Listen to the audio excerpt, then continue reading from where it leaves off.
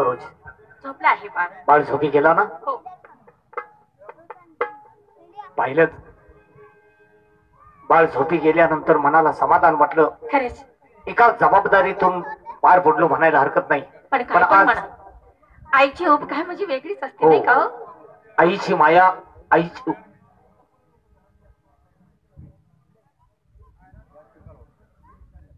तात्यासाहेब,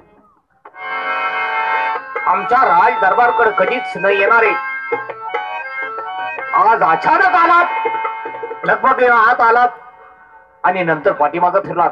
सेनापती, तुम्ही पती पत्नी एकांतात असताना आम्ही यांना बरोबर दिसतोय, पण तसं कारण आहे म्हणून इथं आलो. तात्यासाहेब, आम्ही तुम्हाला कधी स्पर्क समजला नाही. ज्याप्रमाणे आम्ही तुमच्या राजमहालामध्ये येत असतो त्याप्रमाणे तुम्ही आमच्या कधीतरी राजमहालामध्ये यावं अशी आमची अपेक्षा होती. आलात आणि लगबगीनं पाठीमागे फिरलात. त्याचं कारण समजलं नाही. कारण फार मोठं. पण आज अचानक येण्याचं कारण तेच सांगणार आहे.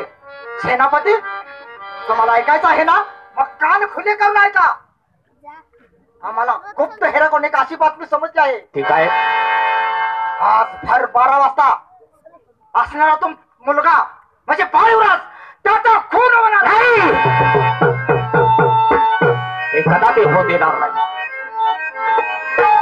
जरी तुम्हाला गुप्त राजाकडून जर ही माहिती मिळाली असेल आणि जर ती सत्य असेल तर त्या बाळ युवराजांच्या केसाला धक्का लागण्याअगोदर हरामखोराला माझ्याशी 2 हात करावे लागतील.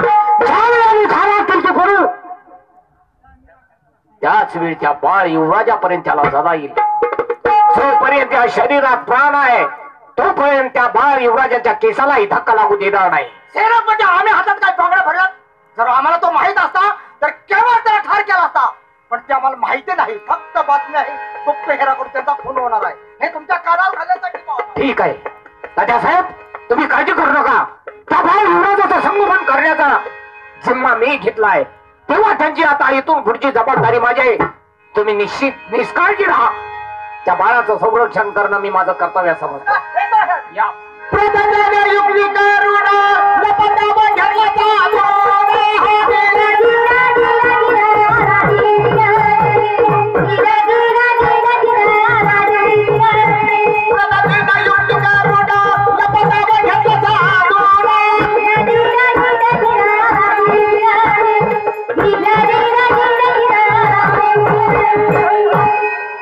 सरोज, काय हो, हे का आले होते? सरोज, तो आला होता तो एका महत्वाच्या कामासाठी. पण माझी विनंती आहे, हा बाळ युवराज माझ्याकडे द्या. का? कारण त्या बाळ युवराजाच्या असणाऱ्या रंगमहालामध्ये जाऊन त्या ठिकाणी त्याला झोपी घातलं पाहिजे आणि त्याचं रक्षण केलं पाहिजे. हो, पण आपण त्यांचा सांभाळ करणारच होतो. आपण करणार होतो, पण अजूनही त्याला आपण लहानाचं मोठं करण्याची जबाबदारी आपल्या दोघांचीच आहे. पण आज आम्हाला काहीतरी वेगळी बातमी समजली. म्हणजे तेव्हा रात्र वैराची आहे, मला सावध राहिलं पाहिजे. म्हणजे अहो, बाळ असू द्या, नका हो. नाही सरोज, सरोज, या बाळाला हवं तर मी उद्या तुझ्यासाठी घेऊन येईन.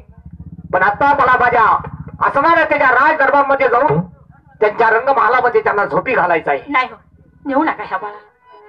हे बाळ आमच्या पाशी आल्यानंतर त्या बाळानं थोड्याच टायमामध्ये आमच्याला किती माया लावली आहे. खरंच त्यांना बघितलं की आमचं अंतकरण कसं काय मोठं होत आहे. नका नेऊ, आमच्या पाशी राहून द्या. सरोज, आपण घेतलेली जबाबदारी प्रामाणिकपणे पार पाडली पाहिजे. आण ते बाळ इकडं. पण हे बघा, लवकर घेऊन या. तू काळजी करू नकोस. सरोज, तुम्ही आपल्या 2 मुलांना घेऊन व्यवस्थित राहा म्हणजे झालं. मी राज दरबार मधून जाऊन येतोय. आहो नाही, आपलं बाळ झोपलं आहे ना? पण ह्या बाळाचा चांगल्या तऱ्हेने तू काळजी करू नकोस. माझ्या जीवाच्या पलीकडे मी याच्यावरती रक्षण करेन. येतोय मी. हॅलो, यात्रा कमिटी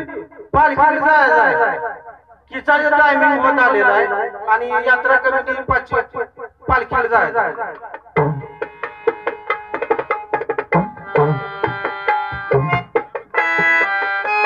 तात्या साहेबांनी सांगितलेली बातमी जर सत्य असेल तर डोळ्यात तेल घालून आपल्याला आज पहारा ठेवला पाहिजे. या असणाऱ्या रंगमहालामध्ये त्यांच्या सिंहासनावरती त्यांना विराजमान करतो आणि त्याच सिंहासनाच्या पाठीमाग संपूर्ण बंदोबस्त ठेवतो. जाऊन याला शांत झोपी घातलंच पाहिजे. मला